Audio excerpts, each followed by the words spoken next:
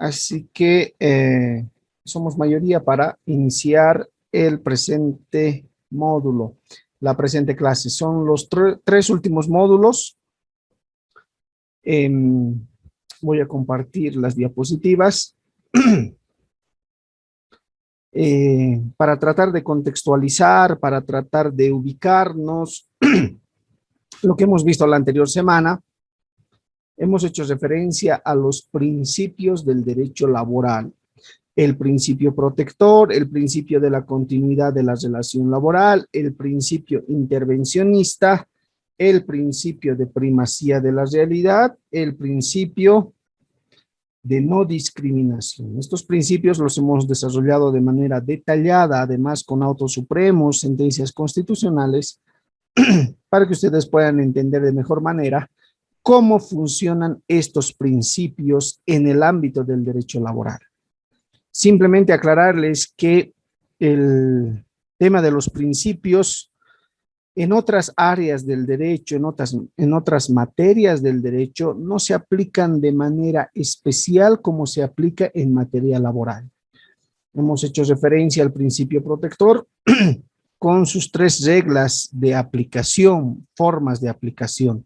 La regla del indubio pro operario: cuando existe doble interpretación, se debe preferir la interpretación que proteja, principio protector, que proteja al trabajador de la norma más favorable. Cuando dos normas, perdón, entran en controversia, entran en conflicto, porque aparentemente son contradictorias, se elige la norma que más favorece, que más protege al trabajador.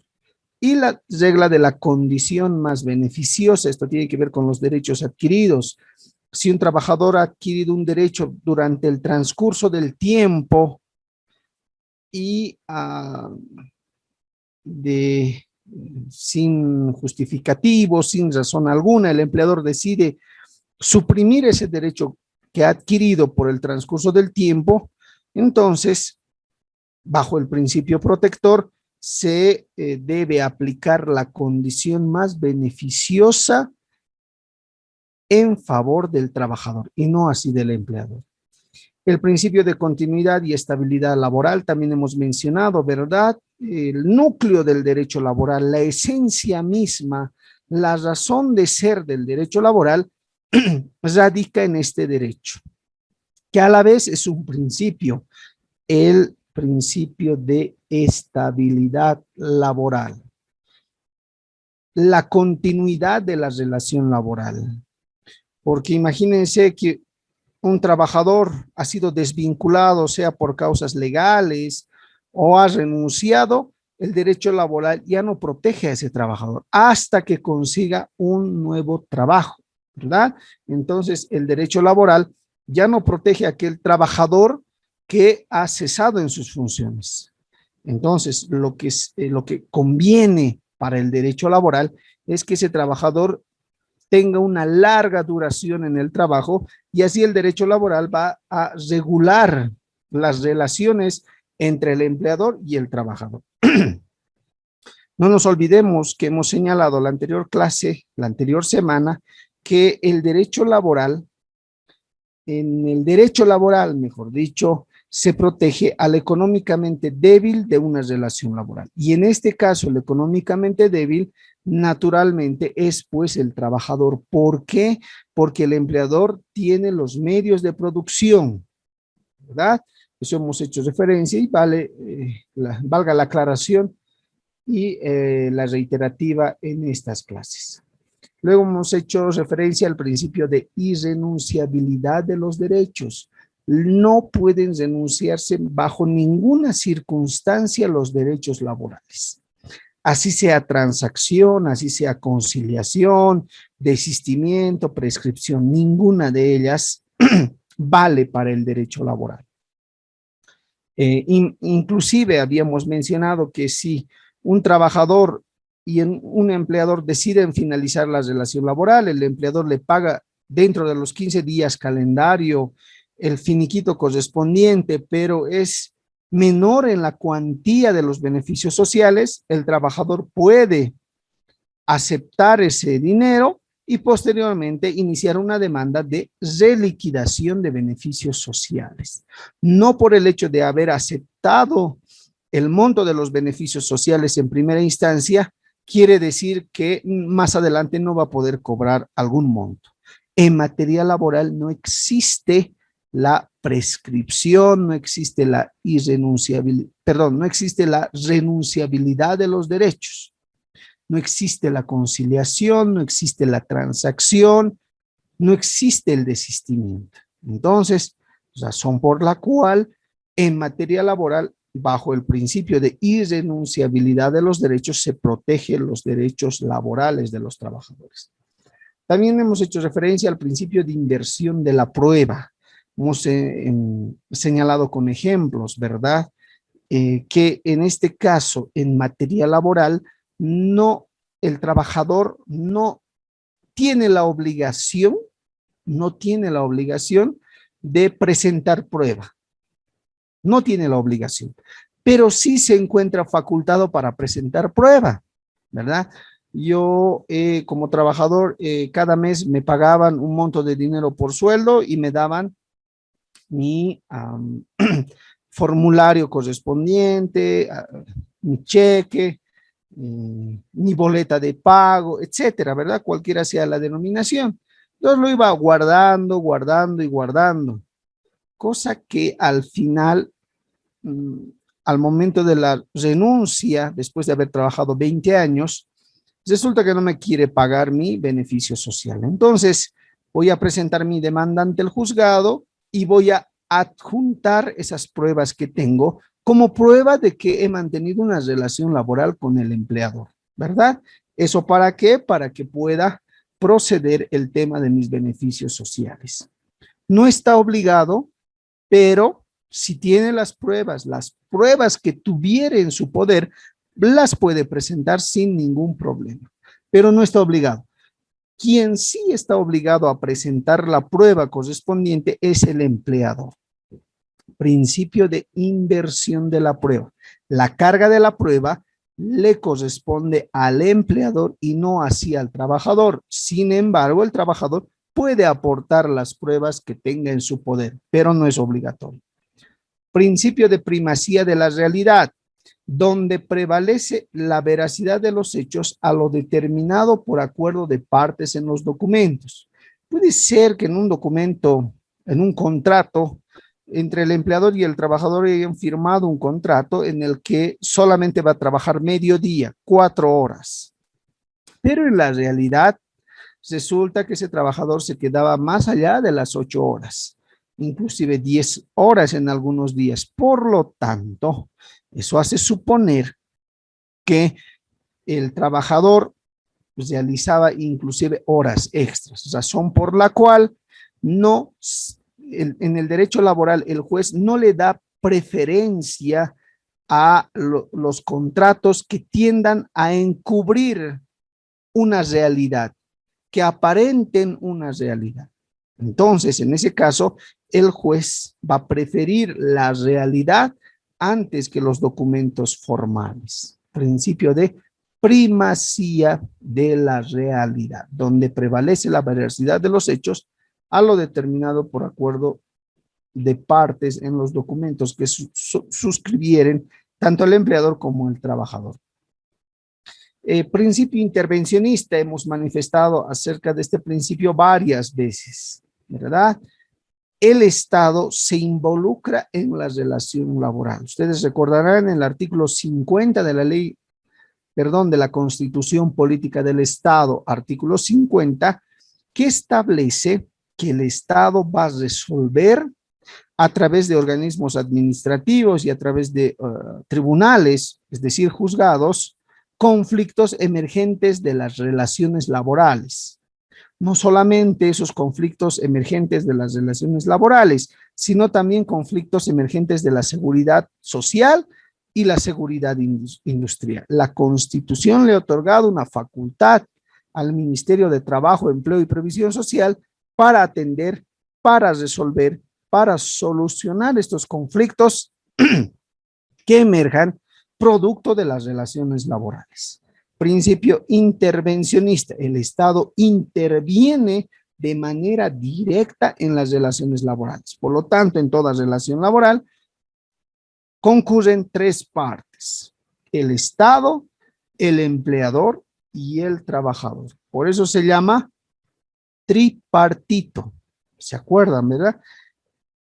Esto han debido escuchar mayormente cuando se va a establecer un nuevo salario mínimo nacional, ¿verdad?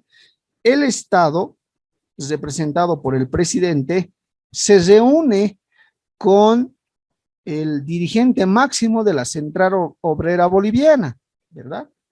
Y los empleadores no forman parte de esas reuniones para establecer el salario mínimo nacional. Por eso los empleadores siempre señalan que en esas reuniones debieran ser tripartitos, es decir, el Estado, los trabajadores y el empleador o los empleadores o la asociación de empleadores.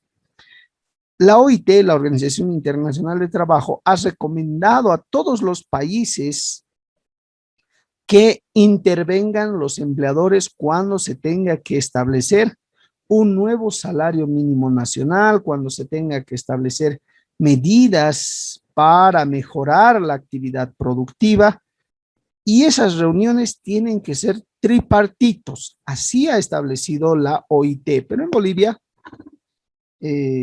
casi es un sacrilegio mencionar que se reúnan el Estado, los trabajadores y los empleadores. Por eso es que casi todos los años, para establecer el salario mínimo nacional, siempre se han reunido el Estado a través del presidente y la Central Obrera Boliviana a través de su dirigente máximo. Estado y trabajadores, ¿verdad? Entonces no se cumpliría aquel principio intervencionista para determinados temas.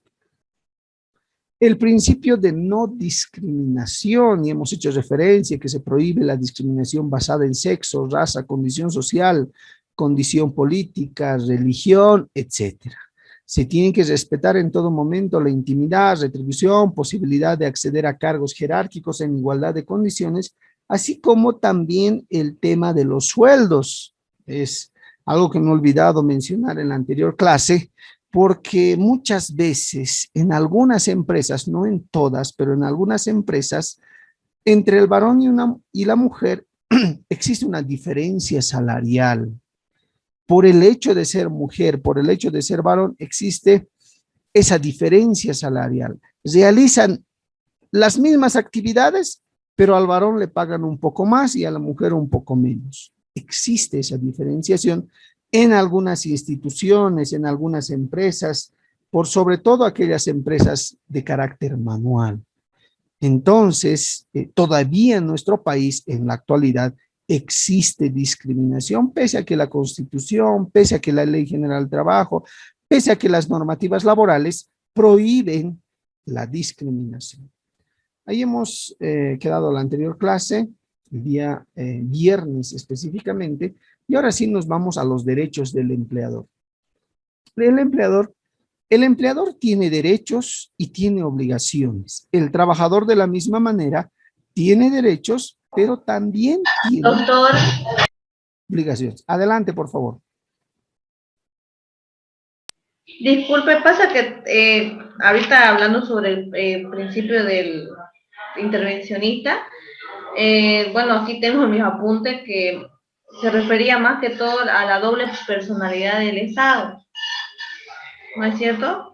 Que supuestamente actuaba a favor del trabajador, pero a la hora de la hora veía los beneficios del Estado, ¿no? No veía los beneficios de los funcionarios públicos. No sé si estoy bien.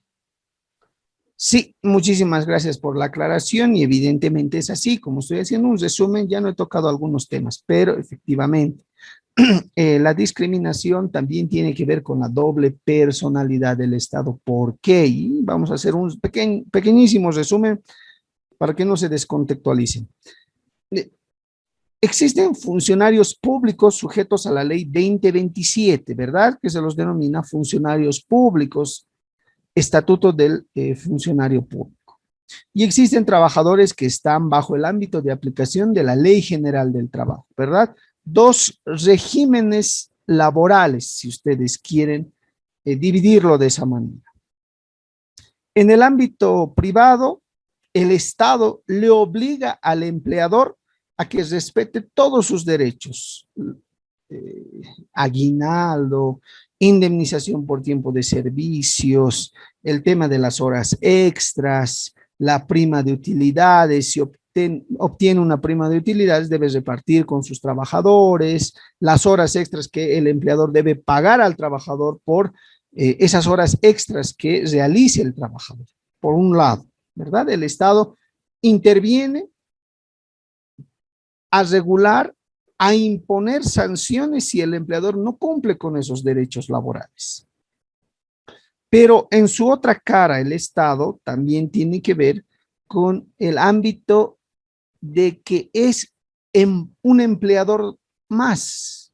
El Estado es un empleador, pero como empleador no respeta la estabilidad laboral, no paga horas extras, no reconoce indemnización por tiempo de servicios, no reconoce prima de utilidades, etcétera, etcétera, etcétera. Entonces, ahí notoriamente existe una discriminación entre funcionarios públicos sujetos al ámbito de aplicación de la 2027 y trabajadores sujetos al ámbito de aplicación de la Ley General del Trabajo. Y la pregunta era, ¿acaso un funcionario público no se desgasta en la misma proporción que un trabajador sujeto al ámbito de aplicación de la Ley General del Trabajo? Sí, el año 1965, y eso hemos mencionado también, cuando se promulga el primer estatuto del funcionario público, en ese estatuto se reconocía la indemnización por tiempo de servicios. Es decir, aquel funcionario público que brindaba sus servicios al Estado por ejemplo, un lapso de 10 años, ese funcionario público tenía derecho a ser indemnizado. Inclusive los funcionarios públicos han creado una caja reparadora indemnizatoria, producto de ese estatuto del funcionario público del año 1965. Y el año 1985, producto del 21060 del decreto supremo, ese dinero que era de los trabajadores, el Estado se apropia de manera arbitraria, de manera ilegal. Entonces, miren cómo existe una notoria discriminación entre estos dos trabajadores y que se desgastan física y psíquicamente en la misma proporción. Inclusive diría yo que el funcionario público se desgasta aún más, porque no solamente trabaja 8 horas, trabaja 10 horas, trabaja 11 horas, 12 horas en algunos casos, ¿verdad? Entonces el Estado no reconoce las horas extras. Bien alguien decía, algún funcionario público me decía, conozco la hora de ingreso a mi fuente laboral, pero desconozco el horario de salida, ¿verdad? Porque están más allá de las 8 horas. Y se ha acrecentado esta situación con la contratación de los consultores de línea, con la contratación del personal eventual. Consultores de línea que realizan las mismas actividades del personal de los que se encuentran bajo el estatuto del funcionario público, pero no tienen aguinaldo, no tienen vacación, no tienen horas extras, solamente tienen su sueldo del mes correspondiente. Trabajan por 6 meses, se los vuelve a contratar por otros 6 meses, descansan 2 días, se los vuelve a contratar por otros 6 meses, descansan 4 días, se los vuelve a contratar. El Estado supuestamente se ha ahorrado aguinaldo, se ha ahorrado bono de antigüedad, se ha ahorrado horas extras, etcétera, etcétera, etcétera, ¿verdad? Entonces, miren, un consultor de línea, se ha distorsionado la lógica, la naturaleza jurídica del consultor de línea. Peor con con el personal eventual, ¿verdad? Supuestamente un personal eventual, más adelante vamos a ver, solo puede trabajar por 90 días. Entonces, las instituciones contratan personal eventual por 89 días. les hacen descansar 2 días y les contratan nuevamente por otros 89 días. Les hacen descansar un día, los vuelven a contratar por 89 días y así se vuelven un trabajo recurrente. ¿El Estado para qué hace eso? Para no pagar bono de antigüedad, para no pagar aguinaldo, para no pagar el tema de algunas horas extras que pudiera realizar, etcétera, etcétera, etcétera. ¿Se dan cuenta cómo existe esa discriminación? Pese a que la norma, la normativa laboral señala principio de no discriminación.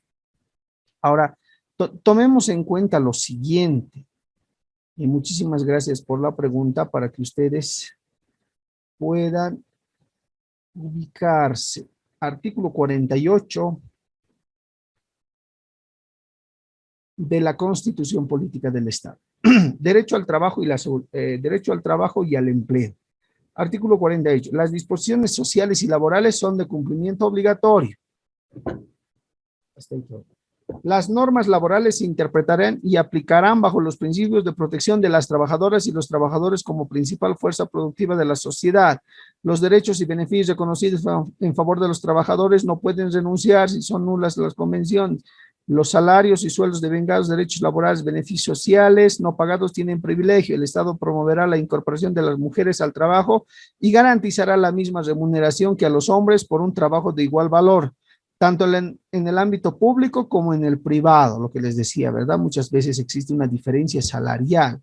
Las mujeres no podrán ser discriminadas o despedidas por su estado civil, situación de embarazo, edad, rasgos físicos, número de hijas, se garantiza la inamovilidad, el Estado garantizará la incorporación de jóvenes, bla. En alguno de estos parágrafos del artículo 48 señala que debe haber una distinción entre funcionarios públicos y trabajadores sujetos al ámbito de aplicación de la Ley General del Trabajo. Pregunto. Ustedes leen detenidamente y cuando tengan tiempo, lean desde el artículo 46. Desde ese artículo empieza el derecho al trabajo y al empleo. Por lo tanto, lean si existe una diferenciación, si la Constitución hace esa diferenciación de trabajo realizado para una institución pública y trabajo realizado para una institución privada. O hace esa distinción de trabajadores sujetos al ámbito de aplicación de la ley del Estatuto del Funcionario Público o de la Ley General del Trabajo. No hace esa distinción. Por lo tanto, mal se entiende, y algunos entienden que estos artículos, especialmente el artículo 48, solamente está reservado para los trabajadores del ámbito de la Ley General del Trabajo. Y no es así. Establece trabajadores y trabajadoras. ¿Acaso un funcionario público no es un trabajador? Es pues un trabajador. Entonces, este artículo es tanto para los que están sujetos al ámbito de aplicación de la Ley General del Trabajo, como para aquellos que están sujetos al ámbito del Estatuto del Funcionario Público. Y les voy a demostrar. ¿Salarios o sueldos devengados? ¿En la institución pública se paga salario? Sí. ¿En la privada? Sí. ¿Derechos laborales? ¿En la institución pública se paga derechos laborales? Sí. ¿En la privada se paga derechos laborales? Sí. ¿Beneficios? ¿Existen beneficios sociales en el ámbito público? Sí. ¿En el ámbito privado también? Por ejemplo, un beneficio, el tema del bono de T. En algunas instituciones públicas tienen, ¿verdad? El bono T, que les pagan 18 por decreto supremo, se paga 18 bolivianos a los funcionarios públicos. Antes era más, inclusive era 22 bolivianos, 25 bolivianos, pero ahora se ha nivelado ese tema a 18 bolivianos. Eso es un beneficio, ¿verdad? Aportes a la seguridad social. ¿Aportan los funcionarios públicos? Sí. ¿Aportan los privados? Sí. No pagados tienen privilegio sobre cualquier otra creencia y son inembargables e imprescriptibles. Si a un funcionario público no le pagan su salario, ese funcionario público de acá a 10 años puede iniciar una demanda en contra de la institución pública donde ha trabajado para cobrar su salario. Sí, porque claramente la Constitución señala inembargabilidad e imprescriptibilidad. Si es del ámbito privado, no hay mucho problema. Si es del ámbito público, tienen derecho. Otra situación, las mujeres no podrán ser discriminadas por su estado civil, situación de embarazo, edad, rasgos físicos o número de hijas o hijos. Se garantiza la inamovilidad laboral de las mujeres en estado de embarazo. Más adelante vamos a hablar de esto porque es muy interesante. Inamovilidad laboral de las mujeres en estado de embarazo. No solamente de las mujeres, también de los progenitores, hasta que la hija o el hijo cumpla 1 año de edad. ¿Esto de la inamovilidad surte sus efectos en el ámbito público? Sí. ¿Surte sus efectos en el ámbito privado? Sí. Ya sea institución pública o institución privada. Entonces se dan cuenta, mal puede entenderse, he escuchado muchos, inclusive abogados, señalar que el artículo 48 solamente está reservado para los trabajadores de las instituciones privadas, y no es así. Este artículo 48 se aplica para funcionarios públicos como para trabajadores en el ámbito privado sujetos a la Ley General del Trabajo. Valga la aclaración, por favor, en ese tema. Bien, ahora sí pasemos a los derechos del empleador. Uno de los derechos y principal derecho es beneficiarse de la actividad del trabajador. Sí, el empleador tiene que beneficiarse de lo que sabe hacer el trabajador, ¿verdad? Yo voy a contratar un contador. ¿Por qué? Porque necesito en mi empresa una persona encargada de contabilidad, que me lo lleve adelante la contabilidad de la empresa.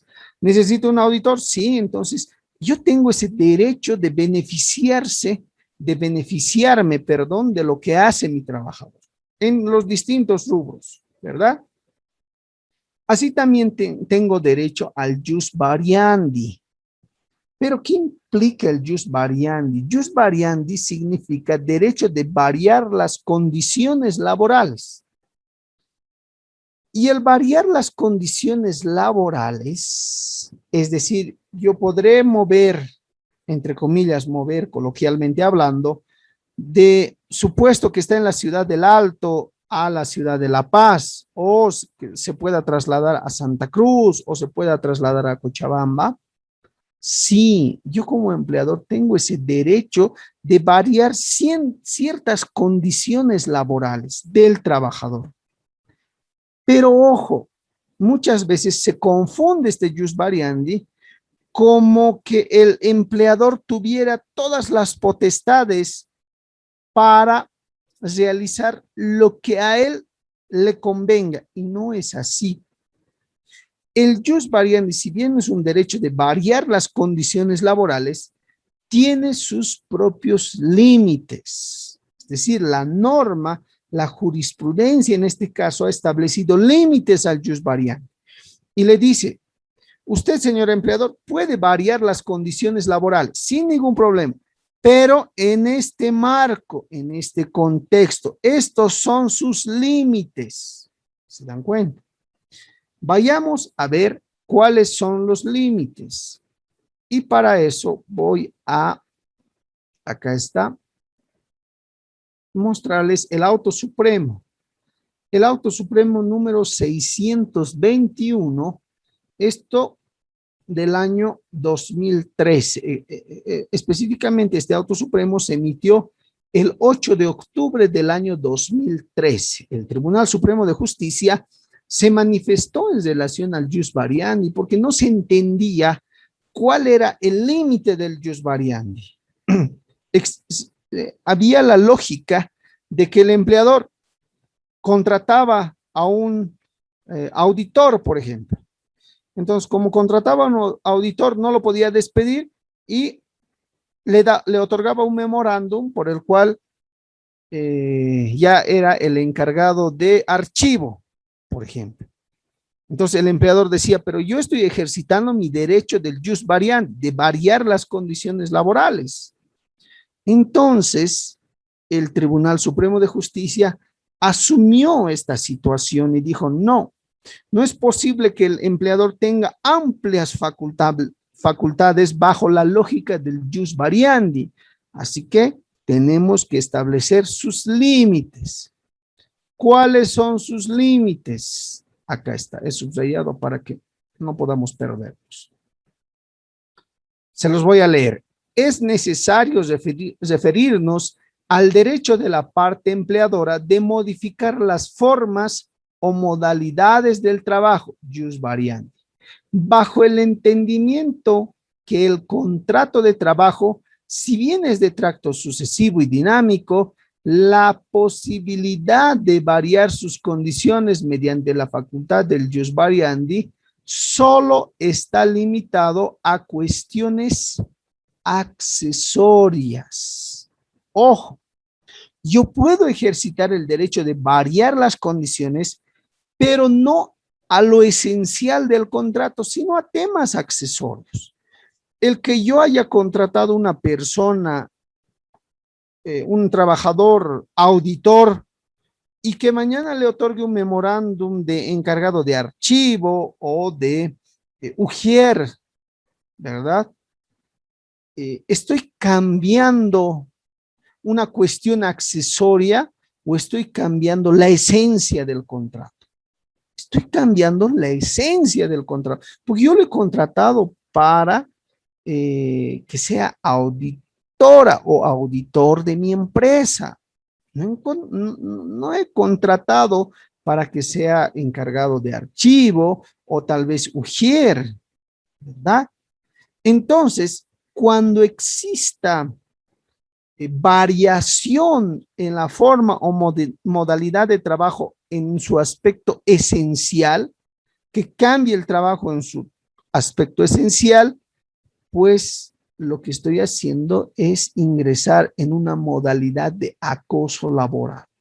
Y el acoso laboral tiene sus propias implicancias que vamos a ver más adelante, porque se emitió una ley, perdón, una resolución ministerial, la 169, que establece, 169-2021, de este año, que establece cuál es el procedimiento, qué es lo que se debe hacer y cuáles son las sanciones en relación al acoso laboral que vamos a ver, pero más adelante.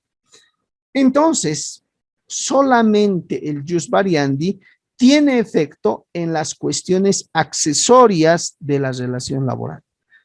Sigamos con la lectura. De modo que no afecte el contrato ni tampoco las prestaciones que constituyen su objeto. Situación última que en el caso examinado ocurrió por cuanto la parte empleadora, haciendo abuso de tal facultad, o sea, del jus variandi, alteró las condiciones de contratación de la trabajadora, puesto que al haber sido designada como auxiliar contable, se le asignó tareas diferentes para las que fue contratada, conforme concluyó el juez Acuo a foja 160, realizando turnos 2 fines de semana, realizando la función de informaciones, por lo que habiéndose alterado las condiciones de trabajo de auxiliar contable a informaciones, realizando turnos de fines de semana que sobrepasan el máximo de horas semanales regulado para las mujeres, ocasionando con ello un perjuicio moral y material a la trabajadora al impedirle el descanso semanal ya referido, además de tomar el curso de superación que la misma refiere, situación que muy a pesar de haber sido representada para ya no continuar con los turnos, fue denegada por el empleador, entendiéndose aquello como una presión laboral ejercida sobre la misma en desmedro de la salud de la trabajadora. Como ustedes podrán ver, observar, en este caso, a la trabajadora que supuestamente le han contratado como auxiliar contable, le han cambiado de funciones a una persona encargada de informaciones. Entonces, lógicamente, el empleador ha alterado la esencia del contrato. Y por lo tanto, esto ingresa en el tema del acoso laboral. ¿Se dan cuenta? Entonces, el jus variandi, si bien es una facultad del empleador, si bien es aquel derecho que tiene el empleador de variar las condiciones laborales, está sujeto a límites. ¿Cuál es el límite? Solo está limitado a cuestiones accesorias. Otro ejemplo más claro, por ejemplo, la empresa tiene 10 pisos, ¿verdad? Y resulta que el auditor está trabajando en el piso 10º, en el último piso. Y resulta que mañana con un memorándum le diga usted ya no va a trabajar en el piso 10, sino va a trabajar en el piso 1. Porque yo como empleado tengo ese derecho de variar las condiciones. Esa afectación, supuesta afectación, de que en un inicio estaba en el piso 10, ahora va a trabajar en el piso 1, ¿altera lo esencial del contrato? No, ¿verdad? No va a alterar, porque es auditor y en el piso 1 va a seguir siendo auditor. No he alterado, simplemente estaba limitada mi decisión como empleador a una cuestión accesoria. Puede ser que yo quiera remodelar el piso 10 porque voy a colocar una sala de reuniones en todo el piso, entonces quiero que ese piso esté sin trabajadores, por lo tanto tengo que reacomodar en otro lugar, en otro piso, en el piso 1. Entonces el trabajador tendrá derecho a exigir su restitución, tendrá derecho a representar esa situación. Naturalmente que no, porque primero no he rebajado su sueldo, sigue manteniendo en su sueldo, no he alterado la esencia del contrato, por lo tanto, no podría por qué reclamarme el trabajador, ¿verdad? Resulta que hoy, otro ejemplo, decido que mi auditor se constituya en la ciudad de Santa Cruz por el lapso de una semana, porque quiero que me lo haga una auditoría sobre un caso especial en mi sucursal de Santa Cruz. El trabajador podrá representar esa decisión. Estoy cambiando las condiciones, estoy variando las condiciones laborales, pero simplemente es por una semana. ¿Estoy afectando el contrato en su esencia? No. ¿Estoy rebajando el nivel salarial de la persona, del trabajador? No. Por lo tanto, es una cuestión accesoria. Entonces, ustedes cuando determinan alguna circunstancia que vaya a afectar al trabajador, tienen que verificar si ese cambio de condiciones laborales es accesorio o es la esencia del contrato. Si es la esencia del contrato, no tienen que realizar esa variación. Pero si es una cuestión accesoria, sin ningún tipo de problema. Eso en relación al jus variandi. Otro derecho del empleador, facultad de dirección, lógicamente. ¿Pero quién va a dirigir la empresa? No va a dirigir el trabajador, ¿verdad? El trabajador simplemente va a la empresa a realizar actividades para el empleador. Va a Doctor, vender su fuerza doctor, de trabajo. Adelante, por favor. disculpe, doctor, que le interrumpa. Entonces, ellos variandi es cuando hay un cambio de la esencia en el contrato de trabajo. Sí, una esencia, un cambio sustancial.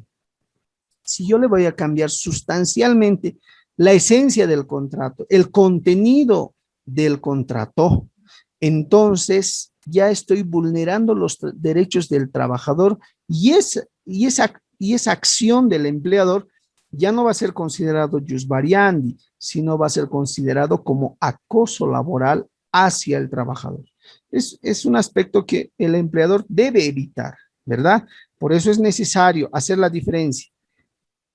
¿Voy a afectar la parte sustancial del contrato, la esencia del contrato voy a afectar o simplemente voy a afectar cuestiones accesorias como el cambio de edificio? Resulta que mañana estamos trabajando en la ciudad del Alto, por ejemplo, toda la semana, pero desde el próximo lunes vamos a trabajar en la central que es en Sopocachi de la ciudad de La Paz. Entonces, ¿estoy afectando la esencia del contrato? No, porque en el Alto estaba como auditor, estaba como contador, estaba como abogado y en la ciudad, en Sopocachi, en las nuevas instalaciones, también va a estar como contador, va a estar como auditor, va a estar como abogado. ¿He cambiado la parte sustancial del contrato, la esencia del contrato? No, simplemente he variado algunas condiciones accesorias del trabajo.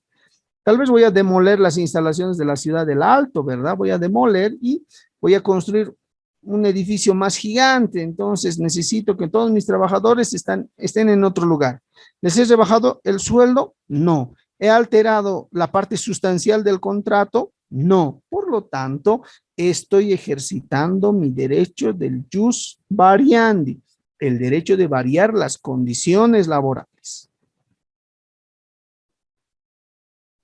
¿Alguien más tiene preguntas?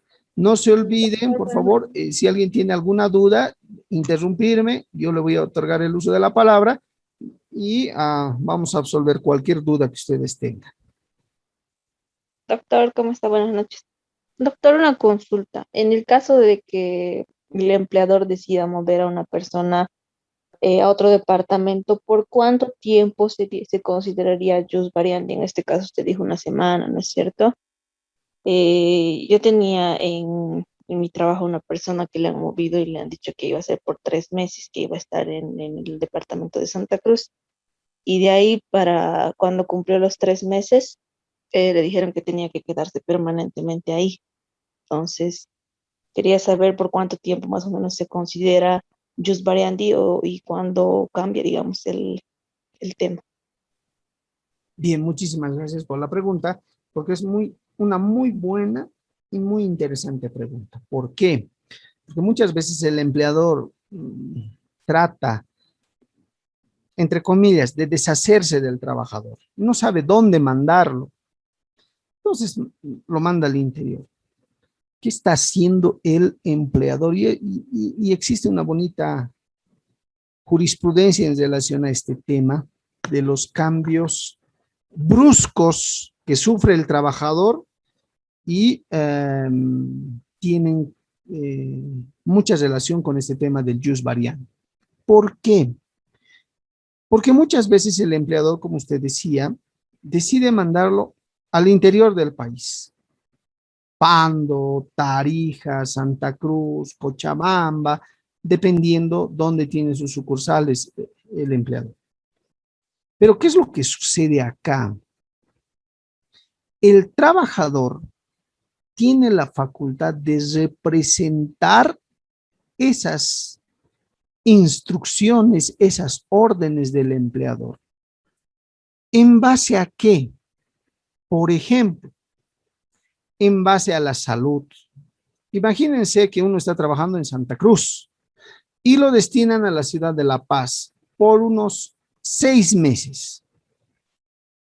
El trabajador tiene el derecho de representar esa orden adjuntando documentos idóneos que establezcan que no puede ir a trabajar a ese departamento por el tema de su salud. Uno de los aspectos es el tema salud. Otro de los aspectos, la convivencia familiar. Si el trabajador tiene constituido su familia, por ejemplo, en la ciudad de La Paz, y lo destinan a Tarija, lógicamente se va a romper esa convivencia familiar. ¿Se dan cuenta? Entonces el trabajador tiene la posibilidad de representar esa orden del empleador a efectos de que no lo ubiquen, no lo envíen a la ciudad de Santa Cruz, y si lo envían a otro departamento, sea en muy corto tiempo, es decir, una semana, hasta un mes, mes y medio, qué sé yo, pero el trabajador tiene esa posibilidad de representar esa hora, porque al final lo que se quiere es que el trabajador esté pues en un ambiente laboral saludable donde pueda inclusive en sus momentos de descanso pueda compartir con su familia, estrechar lazos de familiaridad, ver el tema del el aspecto familiar. Por lo tanto, no se puede enviar al trabajador a otro lugar distinto al que a donde ha formado su núcleo familiar. Existe otra posibilidad de que pueda irse a Santa Cruz, por ejemplo, de La Paz a Santa Cruz, pero tenga que llevar a toda su familia. pero los costos los tiene que cubrir el empleador. Entonces, aquello muy difícil que suele suceder, ¿verdad? En algunas empresas suele darse aquello. El empleador le otorga un departamento para el trabajador y para su familia, para que puedan desempeñarse, para que puedan establecerse en su nuevo sitio de trabajo. Pero muchas veces esas circunstancias de traslado a otros departamentos tiene que ver con una aceptación por parte del trabajador. Y esta jurisprudencia señala que para esos cambios permanentes que no constituyen jus variandi, tiene que existir obligatoriamente la aceptación del trabajador. Y si no acepta el trabajador, puede representar. Ahora, en relación a los plazos que usted me decía, la normativa no contempla los plazos, no establece solamente por una semana, por 3 semanas, por 3 meses, por 6 meses, no establece. Porque puede darse que el trabajador también quiera irse a algún departamento, ¿verdad? Imagínense que es soltero, el empleador habla con el trabajador y le ofrece una mejor oportunidad en Santa Cruz, de La Paz a Santa Cruz, y le ofrece una jefatura. Entonces el trabajador muestra su predisposición, se va a Santa Cruz y en Santa Cruz se empieza a desenvolver. Entonces, todo tiene que ser con la aceptación por parte del trabajador.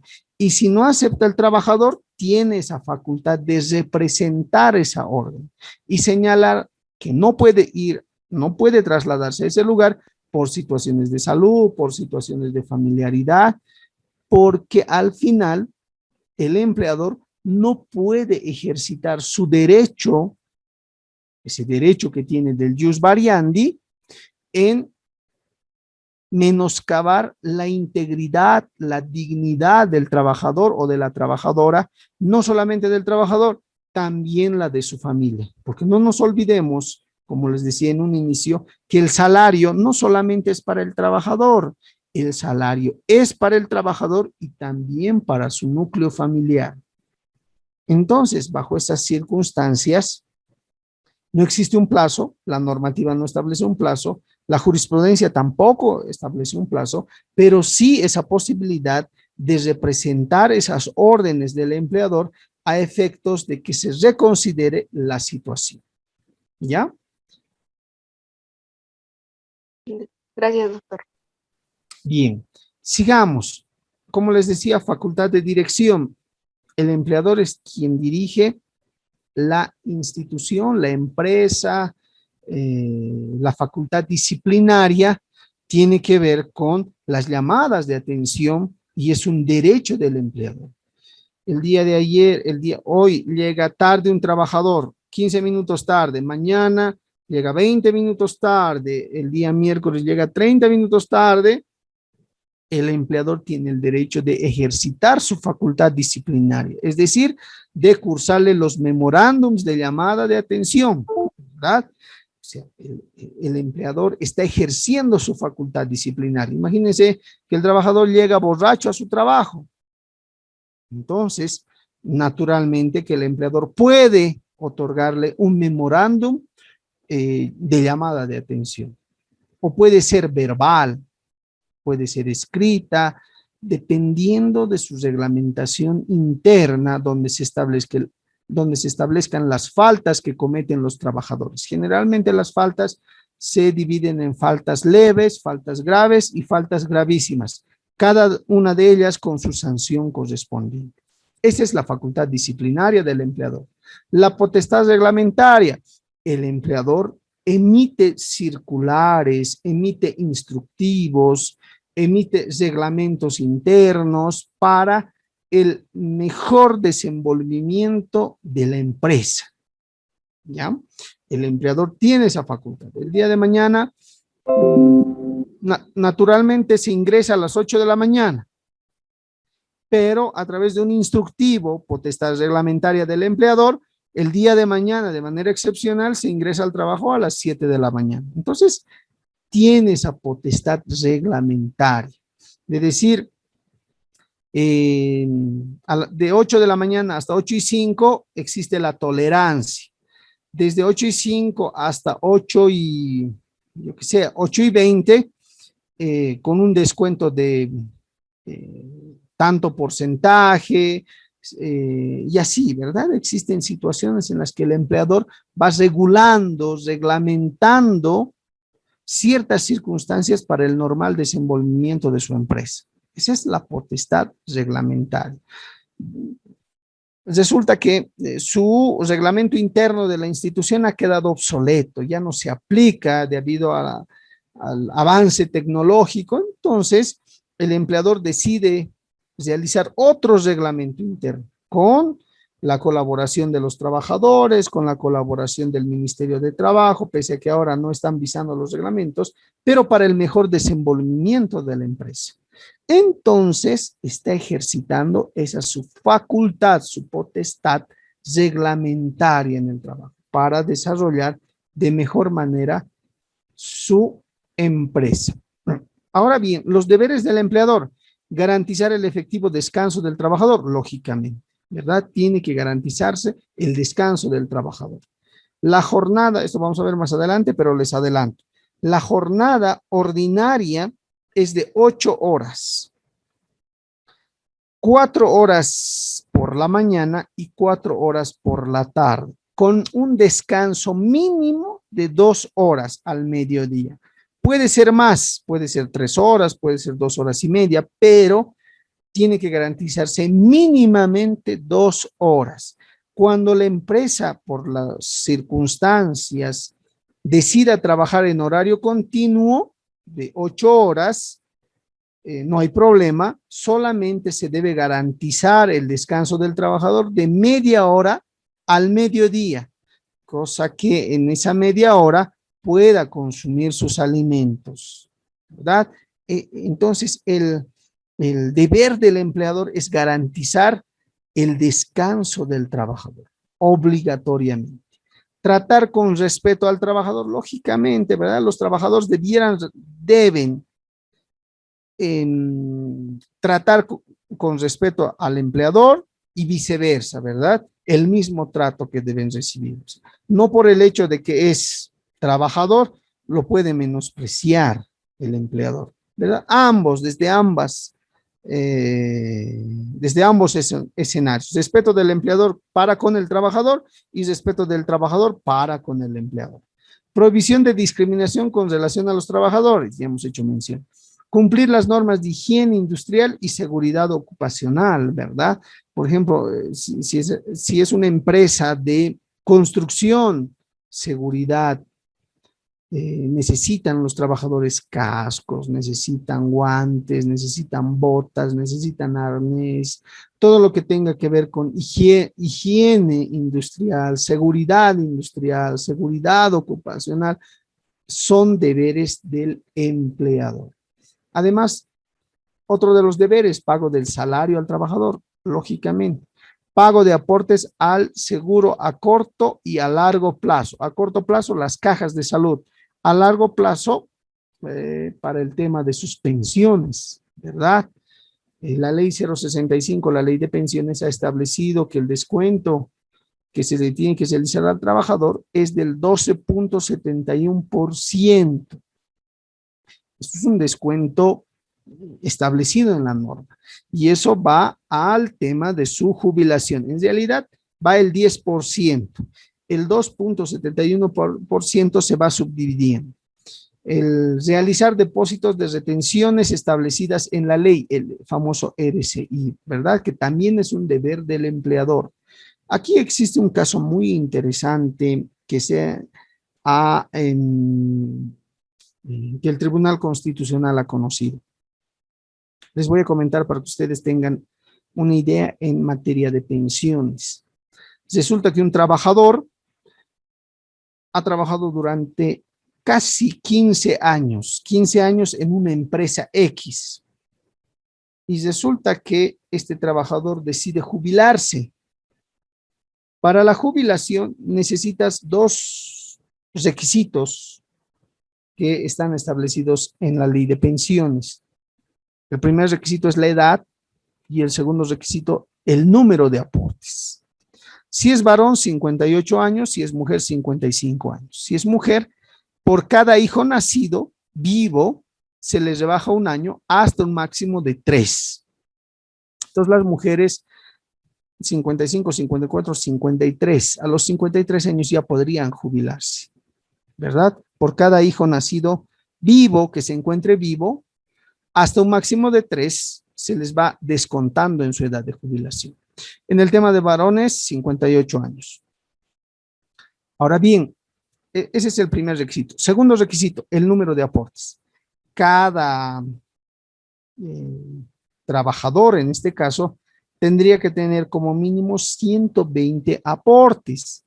Los 120 aportes equivalen a 10 años, ¿ya? Es decir, si yo he trabajado 10 años, tengo los 120 aportes. Y si tengo la edad, ya me puedo jubilar o solicitar alguna pensión de invalidez, etcétera, etcétera. Pero eso es otro tema. ¿A dónde voy? Resulta que este señor es un señor, cumplía con la edad para jubilarse, también tenía más de los 120 aportes porque había trabajado 15 años. Entonces presenta sus papeles, los lleva a la AFP y le dice, quiero jubilarme. Pero la AFP revisa los antecedentes y señala dónde ha trabajado. En la empresa X. Muy bien. Veamos la empresa X si ha aportado para su jubilación. Y resulta que no había aportado la empresa. Es decir, la empresa, el empleador en este caso, tiene que pagarle su sueldo, ¿ya? Pero tiene que actuar como agente de retención, es decir, el empleador retiene el 12.71% del sueldo del trabajador y ese 12.71% lo tiene que llevar a la AFP y depositar a su cuenta del trabajador.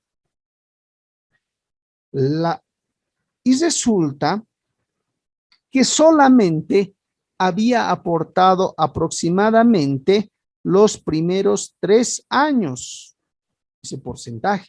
Es decir, durante los 15 años, el empleador le fue descontando el 12.71%, porque la ley señala que el empleador actúa como agente de retención para pagar a las AFPs, pero solo había depositado los 3 primeros años. Y los 12 años no tenía en su cuenta individual y muchas veces, y eso nos pasa a nosotros, inclusive me pasó a mí, que cuando estamos de jóvenes trabajando, ni siquiera nos damos cuenta cuántos aportes tenemos en las AFPs. Cuando ya estamos en la edad de jubilar, recién vemos, ese empleador habrá aportado, no habrá aportado, ¿qué es lo que habrá pasado? Puede ser que el empleador desaparezca, la empresa desaparezca. ¿A quién le van a cobrar las AFPs ese monto que tendría que haber aportado?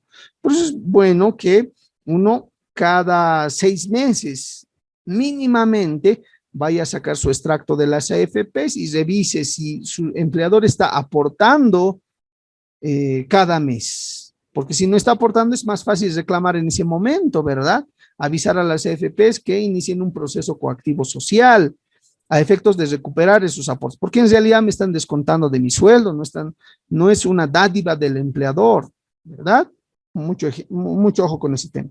Entonces, ¿qué es lo que sucede con este señor? Va a la AFP y la AFP le dice, señor, lo siento, usted no se va a poder jubilar. ¿Por qué? Porque resulta que su empleador solo ha aportado 3 años. Falta los 12 años. Entonces vaya donde su empleador y oblíguele a que pague. Menudo problema, ¿verdad? Porque como el trabajador, el pobre trabajador va a ir donde su empleador, le va a combinar a aportar poco más y el empleador ni siquiera le va a abrir la puerta de la empresa.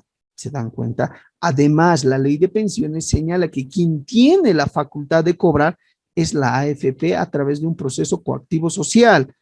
Es decir, la empresa que no aporta a la AFP, la AFP tiene que iniciar un proceso coactivo social para que la empresa deposite esos montos de dinero. El trabajador no podría iniciar un proceso para que pague su AFP. El único que puede iniciar el proceso son pues las dos AFPs que existen en la actualidad, tanto la AFP Futuro como Previsión. Y por la ley 065 se creó la gestora pública de la Seguridad Social. La AFP Previsión y Futuro van a desaparecer y quien va a manejar estos temas de los aportes, ley de pensiones, es la gestora pública de la Seguridad Social, que va a estar a cargo del Estado. Esto desde el año 2010, que se promulga la ley 065, pero hasta ahora esta gestora no puede funcionar, así que van a seguir administrando las AFPs Futuro y Previsión. Entonces, el trabajador ya está en la edad de jubilarse. Imaginen ir a hablar con su empleador para que aporte. Entonces, se hace todo un problema, la AFP les rechaza, el trabajador insiste en que debe jubilarse hasta que se va a un amparo constitucional. Y en el amparo constitucional establece como vulnerado su derecho a la seguridad social, el derecho a jubilarse.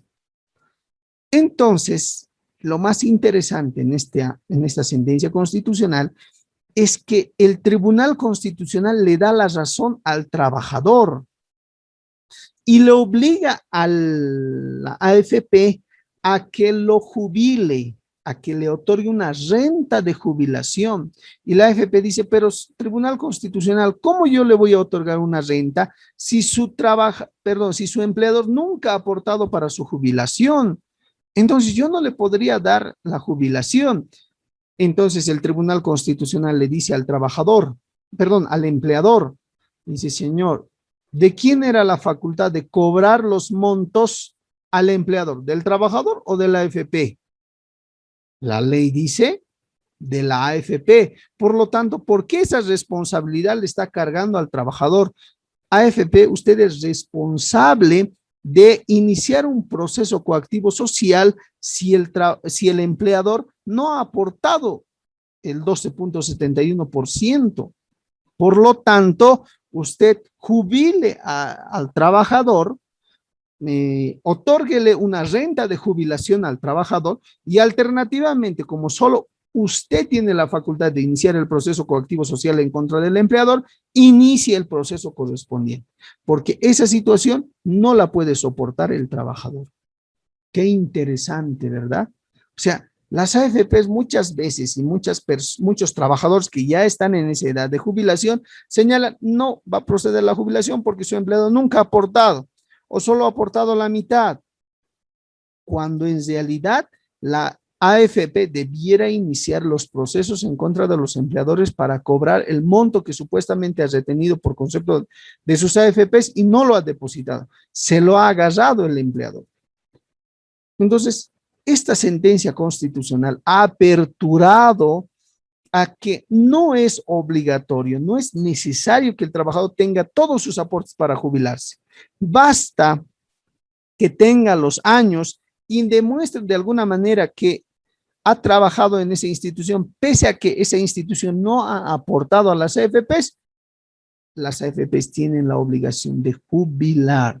Por eso es un deber, acá señala, ¿verdad? Deber del empleador de realizar los aportes, de pagar los aportes a las cajas de salud corto plazo, seguro corto plazo, y a las AFPs, seguro largo plazo, por concepto de pensiones. Y no así, no es un deber del trabajador, porque el trabajador no va a realizar la retención y va a ir a depositar a las AFPs. Eso es obligación del empleador.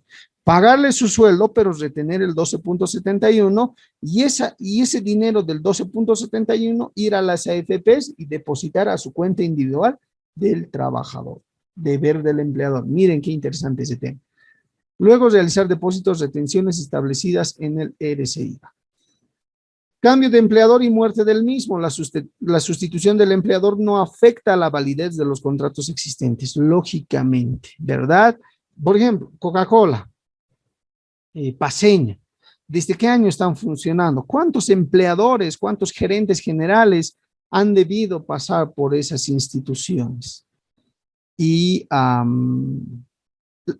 Existen trabajadores que están 20 años, 30 años, 35 años y han debido pasar unos 20, 10 gerentes, ¿verdad? Durante sus años de trabajo.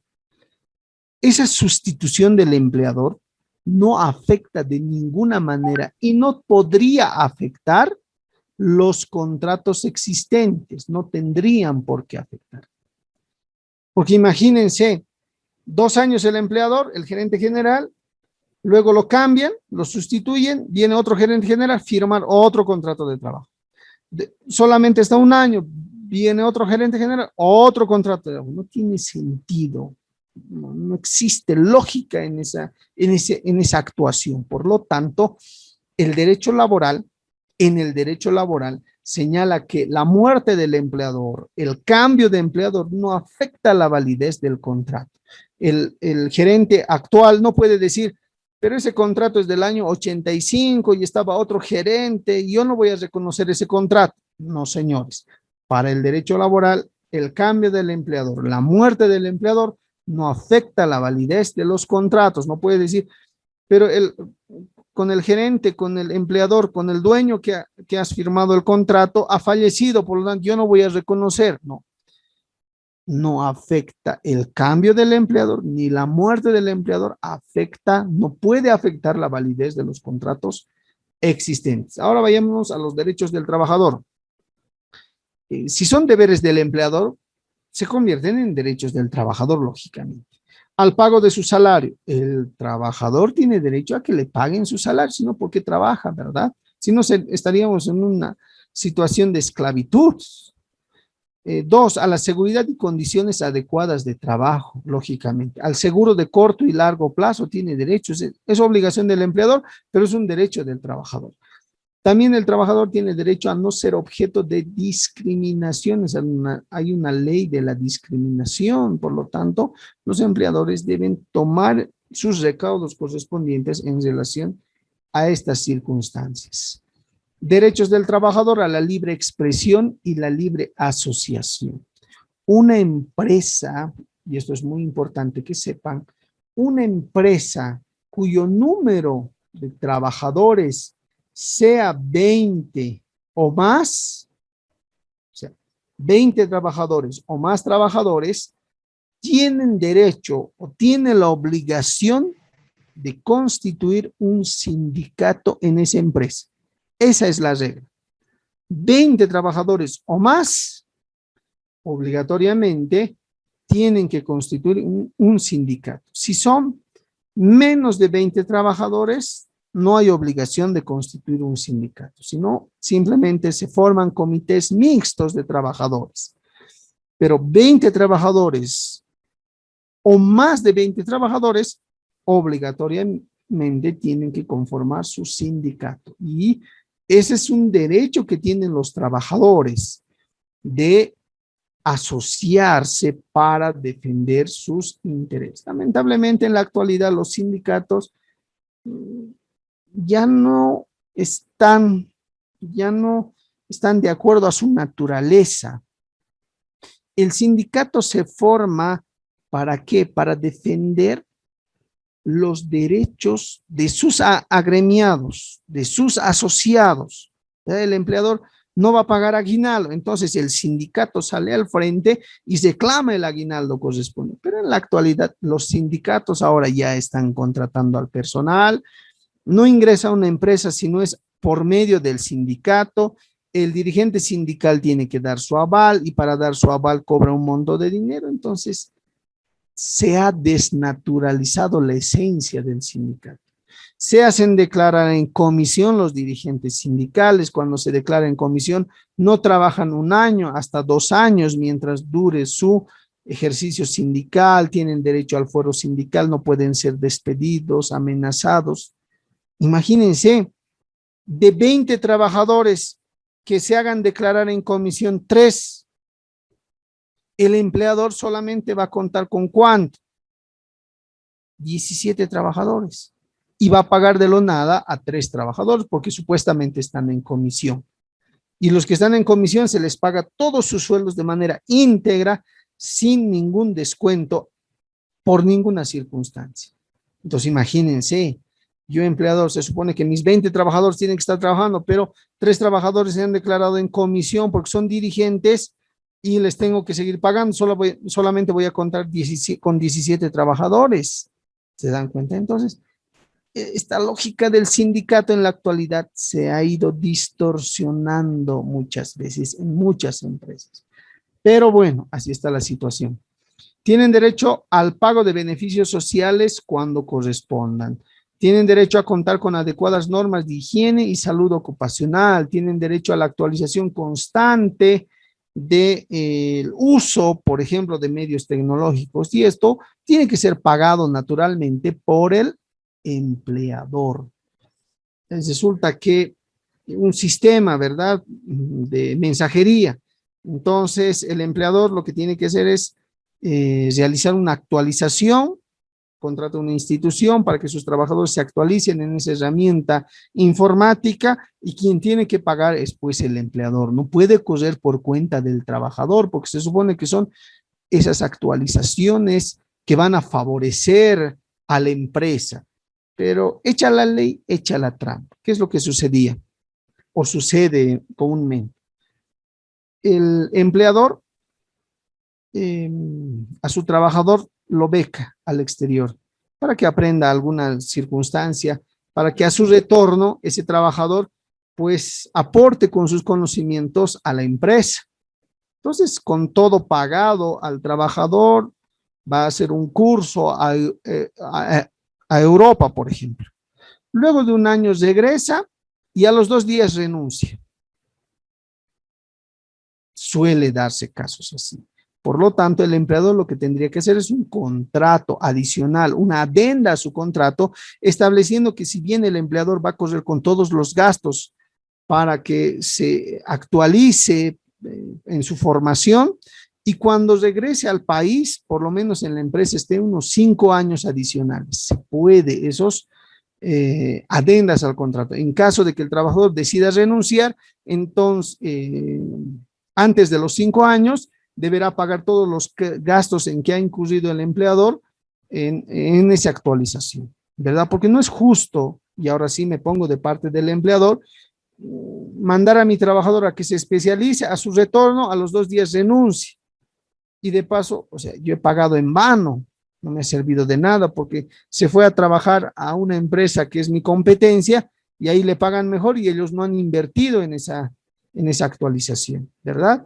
Entonces se puede realizar las adendas al contrato principal, estableciendo que el trabajador a su retorno de la actualización tiene la obligación de quedarse por lo menos 3 años en la empresa. Y si no, deberá pagar los costos en los que ha incurrido el empleador para la realización de la actualización. Esos temitas son interesantes para que ustedes puedan preveyendo ya si son parte del trabajador o si son empleadores. Deberes del trabajador, capacidad laboral a disposición del empleador. Lógicamente, toda la capacidad laboral del trabajador tiene que estar necesariamente a manos del empleador. Aceptar el ejercicio de la facultad de dirección, jus-variandi, disciplinaria que ejerce el empleador. Lógicamente, ¿verdad? Si yo he llegado borracho a mi empresa, me otorgo un memorando, no voy a representar, ¿verdad? Sería cínico, falta de ética, representar además. Si llego tarde, igual, tengo que aceptar, ¿verdad? Va el tema de la dirección, nos dice, por ejemplo, tenemos que exportar no solamente a Chile nuestras prendas de vestir, ahora vamos a exportar a Argentina, entonces tenemos que trabajar de esta manera. Entonces tengo que aceptar la dirección del empleador, no me puedo oponer porque al final eso va en beneficio mío porque seguramente los sueldos inclusive van a incrementar dependiendo, ¿verdad? Entonces, tengo el deber, la obligación de aceptar el ejercicio de la facultad de dirección, jus-variandi, disciplinaria que ejerce el empleador. Acatar y cumplir las órdenes que emanen de sus superiores respecto a la ejecución de tareas. Deberes del trabajador, uno de los deberes es el tema de guardar reserva y secreto de las informaciones a las que tenga acceso, lógicamente, ¿verdad? Lo que algunos denominan el secreto industrial. Por ejemplo, ¿cuál será el secreto industrial de la Coca-Cola? ¿Cuál será el secreto industrial de Pollos Copacabana? ¿Cuál será el secreto industrial de La Paceña? ¿Verdad? El trabajador que conoce debe guardar. Y los empleados generalmente realizan cláusulas para esas personas de confidencialidad muy fuertes. Porque imagínense, yo soy de Coca-Cola, empleador, no tengo esa cláusula de confidencialidad, van a saber cómo se realiza la Coca-Cola, más adelante ya voy a tener otra competencia y así, ¿verdad? Por eso Coca-Cola a nivel mundial es única porque tiene un secreto de cómo lo hacen. Sin ir más lejos, Pollos Copacabana, ustedes han visto, Pollos Copacabana, a diferencia de otros pollos, tiene un sabor muy especial. Entonces, ¿cómo lo hacen? ¿Qué es lo que hacen? Porque si ese secreto industrial eh, por alguna circunstancia se filtra, todos pues van a empezar a hacer en la misma lógica ese pollo, ¿verdad? Entonces ya va a tener competencia. No tendrías la razón de existencia de la empresa si no tiene un secreto industrial, ¿verdad? Paseña, ¿eh? Todos esos aspectos, todas esas empresas tienen sus secretos industriales y es deber del trabajador guardar en reserva y en secreto esa información. Además de que son cláusulas, contratos específicamente para estas personas. No todos tienen acceso a ese secreto industrial, ¿verdad? No todos tienen acceso, solamente determinados trabajadores. Personal de confianza. Esto es un tema muy interesante y tienen que tomar atención acá. ¿Por qué?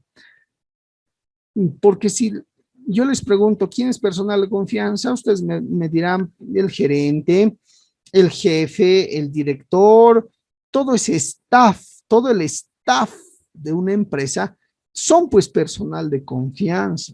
Lógicamente, podríamos desde una primera aproximación decir que sí es correcta esa respuesta. Pero el Tribunal Supremo de Justicia ha desarrollado, además, ha dado un paso más y ha dicho que no solo ellos son personal de confianza, sino los trabajadores que trabajan directamente con este personal. Vayamos a leer para que ustedes me puedan entender. Personal de confianza, trabajador que por la responsabilidad que tiene, las delicadas tareas que desempeñan o la honradez que para sus funciones exige, cuentan con fe y apoyo y confianza del empleador. Esa es la definición de personal de confianza. Pero el Auto Supremo 251 del año 2014, exactamente el 28 de julio, ha señalado lo siguiente. Son trabajadores de confianza también, inclusivo, también aquellos que prestan servicios en contacto personal y directo con el empleador o con el personal de dirección, con acceso en general a información de carácter reservado y o confidencial dentro de la empresa o entidad, sin que ello conlleve poseer potestad alguna de dirección, decisión, gerencia o representación. Tal cual se tiene expuesto, la mayor diferencia existente entre ambas categorías de trabajadores radica en que solo el personal de dirección tiene poder de decisión y actúa en representación del empleador, con poderes propios de este. En cambio, el personal de confianza, si bien trabaja en contacto directo con el empleador o con el personal de dirección y tiene acceso a información confidencial, solamente contribuye a la toma de decisiones por parte del empleador o del referido personal de dirección, constituyéndose en una suerte de colaborador directo. Entonces, ¿eso qué significa? Ejemplo clásico, es el director jurídico, ¿verdad? El director jurídico es pues personal de confianza del gerente general. Hasta ahí todo bien, porque es un nivel de dirección, un nivel de decisión, un nivel de representación del empleador. Perfecto. Pero también aquellos que trabajan con él, es decir, con el director jurídico. ¿Quiénes trabajan? Sus jefes de unidad. ¿Quiénes más trabajan? La secretaria del director. Son personal que colabora de manera directa al personal de confianza y por lo tanto al colaborar de manera directa, estrecha, entonces también ellos son personal de confianza. Entonces, el gerente general, ¿el director jurídico es personal de confianza? Sí.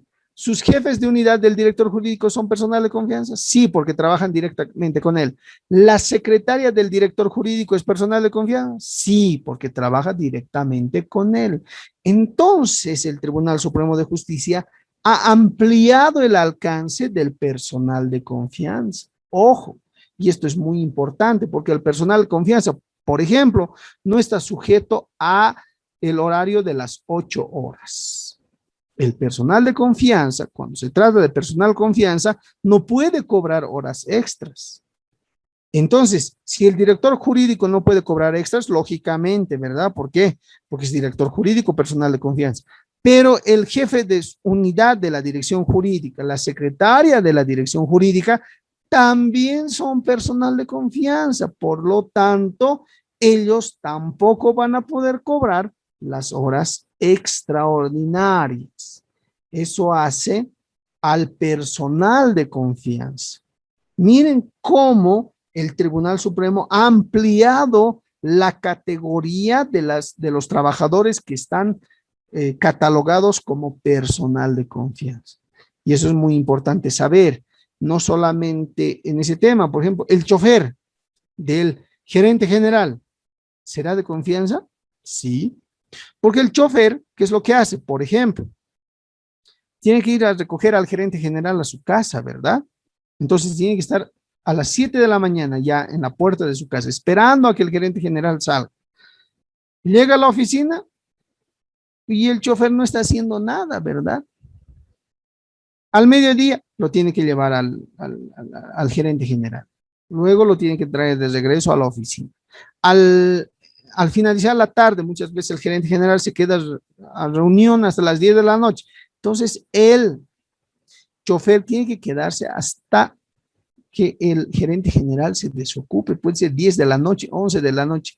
No por esa circunstancia va a cobrar horas extras, ¿se dan cuenta? ¿Por qué? Porque el chofer trabaja directamente con ese personal de confianza, por lo tanto, el ser personal de confianza también le alcanza al chofer. Por lo tanto, el chofer no podría cobrar las horas extraordinarias. ¿Se dan cuenta? Entonces, cómo el derecho laboral va avanzando a través de la jurisprudencia, va regulando ciertos aspectos que en un inicio parecieran ser muy ambiguas, pero con la interpretación que realiza el Tribunal Supremo de Justicia se va aclarando esa lógica de entender del personal de confianza. Otro ejemplo, la secretaria del gerente general, ¿no? Tienen su secretaria, el gerente general tiene su secretaria personal. ¿Esa secretaria será personal de confianza? Sí, pero no es un personal de dirección. Uy, ahora sí. La secretaria no es personal de dirección. La secretaria toma decisión. No.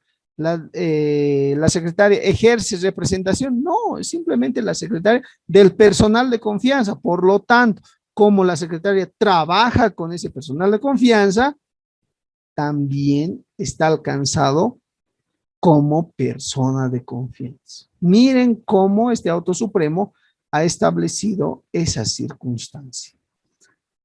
Doble personalidad del Estado, ya les he manifestado, ¿verdad? Que también tiene como un tema de discriminación. Por un lado, protege las relaciones laborales y por el otro lado, actúa como empleador vulnerando derechos laborales. El contrato de trabajo puede ser individual o el contrato de trabajo puede ser de carácter colectivo independientemente. Doctor, disculpe que le interrumpa. Adelante, adelante. Hablaba hace un momento sobre los sindicatos y, bueno, dijo que no tienen descuento. ¿Se refiere al no tienen descuento en la AFP? Sindicato, no dije que no tienen descuento. Bueno, eso fue lo que escuché. Los sindicatos que cuando tienen más de 20 trabajadores o igual. No. Lo que les decía es que en una empresa, si existen 20 trabajadores o más, entonces tienen derecho a formar su sindicato. Obligatoriamente, tienen que formar su sindicato. Así establece la normativa laboral. Pero si son menos de 20 trabajadores, no están obligados a formar sindicato. Además, el Ministerio de Trabajo no va a reconocer ese sindicato por el número o por la cantidad de trabajadores. El Ministerio de Trabajo va a reconocer a un sindicato siempre y cuando tengan como mínimo 20 trabajadores o más. Entonces, si son menos, lo máximo que podrían formar son comités mixtos. Y esos comités mixtos se pueden formar de 3, 4 personas, pero que no tienen alcance y representación como la de un sindicato. A eso me refería. Ah, ya, perfecto, doctor, gracias. Perfecto. Contrato de trabajo, contrato individual, contrato colectivo. Yo puedo realizar un contrato individual, por ejemplo, voy a realizar un contrato con el auditor, voy a realizar un contrato con el abogado, voy a realizar un contrato con el ingeniero, etcétera, etcétera. Es un contrato individual que voy a realizar. Pero también puedo realizar contratos colectivos. Por ejemplo, es una empresa gigante, grande, una empresa grande. Entonces, resulta que tengo 5 auditores, tengo 4 abogados, tengo 3 ingenieros. Entonces, voy a hacer contratos colectivos. Un contrato con los auditores, otro contrato con los abogados, otro contrato con los ingenieros, otro contrato con los contadores. Podrías realizar de manera individual con cada uno de ellos, ¿verdad? Pero ¿para qué? Si los auditores van a realizar una actividad, van a cobrar un sueldo, entonces realizaré contratos colectivos. Empleador con 5 auditores, empleador con 4 abogados, empleador con 3 ingenieros, empleador con 5 contadores. Entonces estoy diciendo contratos colectivos. Al final voy a tener 4 contratos colectivos, ¿verdad?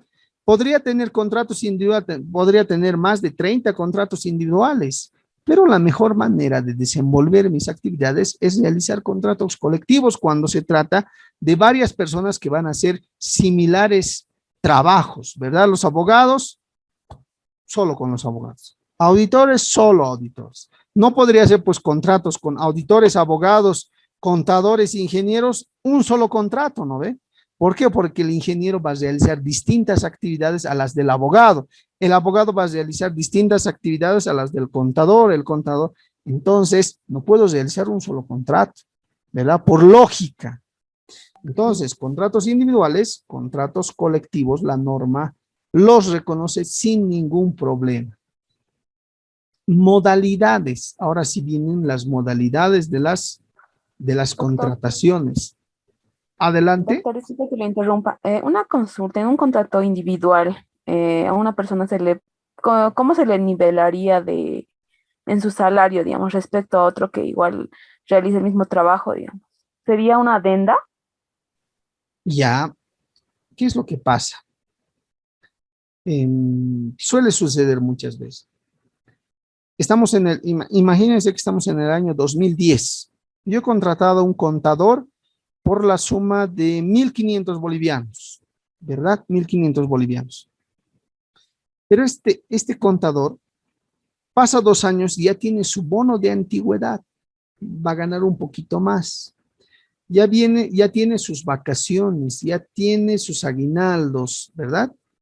Va incrementándose inclusive su salario, su haber básico conforme va avanzando el tiempo, porque cada año el gobierno establece un nuevo salario mínimo nacional y un incremento al salario mínimo nacional. Entonces, ese trabajador va a ir ganando un poco más, además del bono de antigüedad, ¿verdad? Pero resulta que del 2010 al 2015 contrato otro contador, pero ya no le voy a pagar pues los 1.500, ¿no? O los 1.900, ya le voy a pagar de acuerdo al dinero que está vigente, es decir, el dinero pierde su valor adquisitivo en el tiempo. Por lo tanto, por ejemplo, ahorita el salario mínimo nacional está en 2.164. Hace 10 años estaba en 900 bolivianos, en 1.500 bolivianos, etcétera. Yo contrataba de acuerdo a las gestiones. Pero resulta que es pues desproporcional ambos haberes básicos. Yo quiero nivelar. de alguna manera no se va a poder nivelar. ¿Por qué?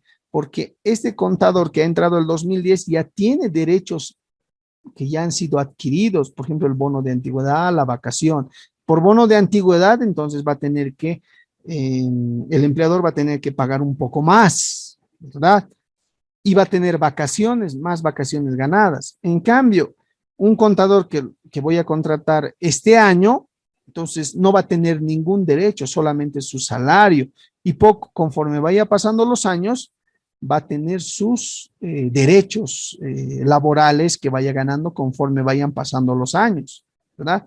Mientras este contador del 2010 ya va a tener vacaciones de 15 días y un bono de antigüedad del 11%, por ejemplo, este contador que he contratado el año 2021 no va a tener ni vacaciones ni va a tener bono de antigüedad. Pero si aún eso yo quisiera nivelar el salario, que ganen lo mismo, lo que tendría que hacer es una adenda al contrato de trabajo. Pero cuidado, cuidado, tengan problemas porque por tratar de nivelar el salario van a ingresar en una desproporción, porque no se olviden, existe un trabajador que ya tiene derechos, vacaciones, ya tiene derechos del bono de antigüedad, por ejemplo, esos dos derechos. En cambio, el actual contador que va a ingresar este año no va a tener sus vacaciones, no va a tener su bono de antigüedad.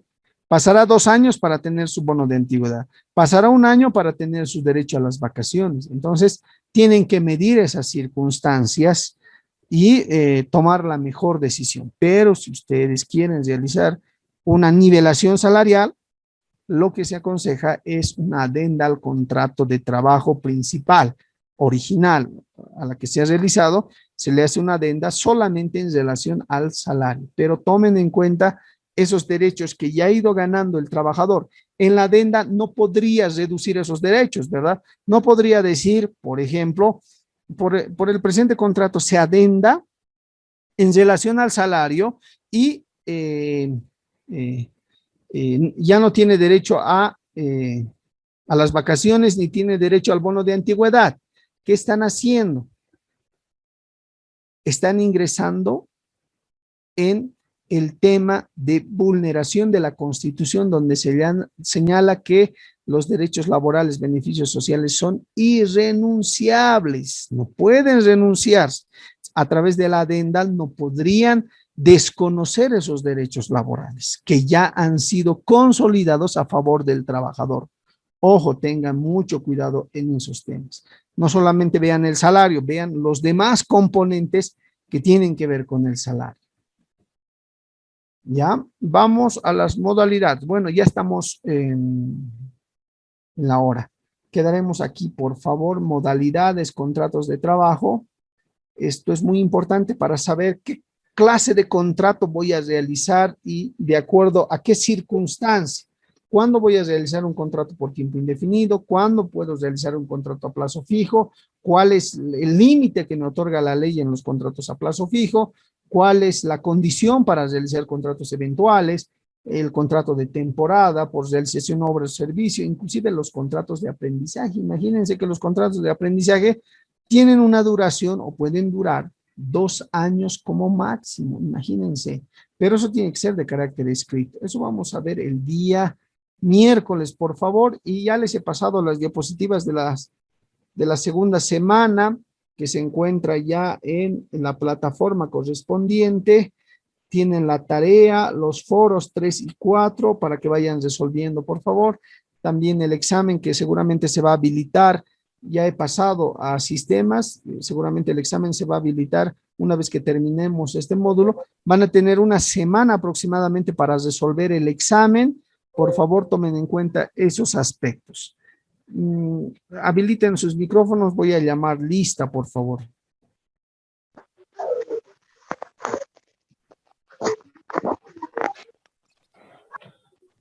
Vamos con Aguirre Ávila, Karina, Cecilia.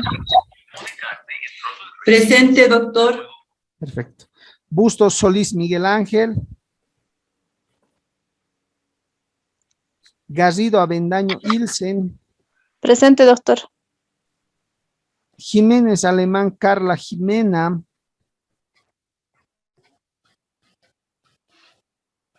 Julio Vergara Mariana, Presente, doctor. Linares Alanes Jimena Senia,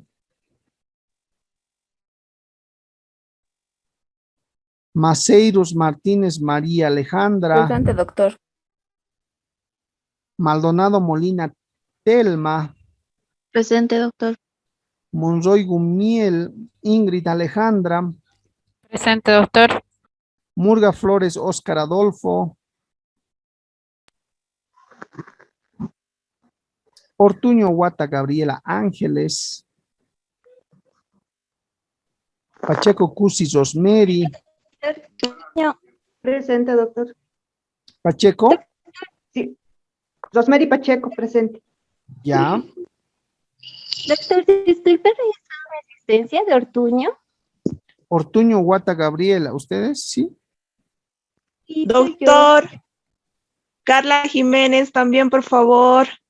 ya un momentito, un momentito. ¿Dónde está Jiménez Alemán? Carla. Ya, Carla, doctor. sí, está bien, ya está. Payuca Mamani Aurora, Presente, doctor. Rubín de Celis Vega Julieta, Presente, doctor. Solís Salcedo Mario, Presente, doctor. Mario. sí, está bien, gracias. Surco Ramos Lucy Marianela, Presente, doctor. Tosicos Camacho Carlos, Presente, doctor. Vaca Mendoza Caterín Jennifer, Valle Armata René, Vaca Mendoza presente. Disculpe. sí, claro. Seguramente los que están tarde estaban durmiendo. Valle Armata René,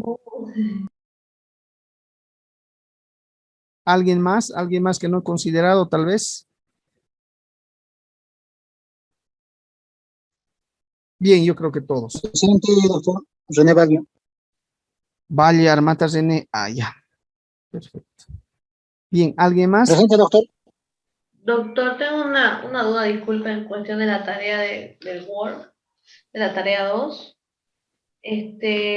Las especificaciones que hace ahí, tenemos que respaldarnos en la Constitución o en la Ley General del Trabajo.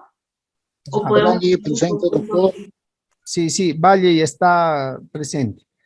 Respondiendo a su compañera, veamos, ¿cuál? ¿El foro 1, 2, 3, 4? No, la tarea 2, el que habla sobre el acoso laboral. Ya, a ver, déjenme. Bien.